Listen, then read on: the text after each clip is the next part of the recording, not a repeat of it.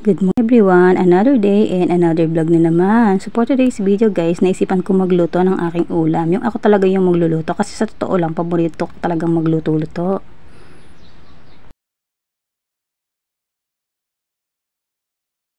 So bilang naman to, gisa-gisa lang ang gagawin natin dito. Igisa natin sa bawang sibuyas, kamatis, tapos lalagyan natin ng magic sarap, saka ilalagay yung mga gulay-gulay. So yun, lahat-lahat na yun. Ganun din naman yun eh. Maghalo-halo din yan sa tiyan natin. So yun na, luto na nga siya ngayon. O diba, ang bilis. Tapos lalagyan siya ng itlog.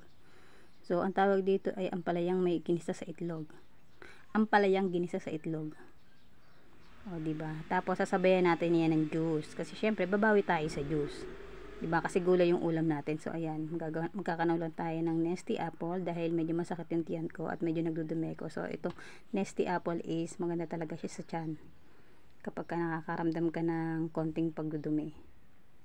So back tayo dito sa ulam na to. So suluto na siya. So ipiplating na natin siya, o diba? O kahit pa paano, o ganda na, diba? So yun lang. Thank you.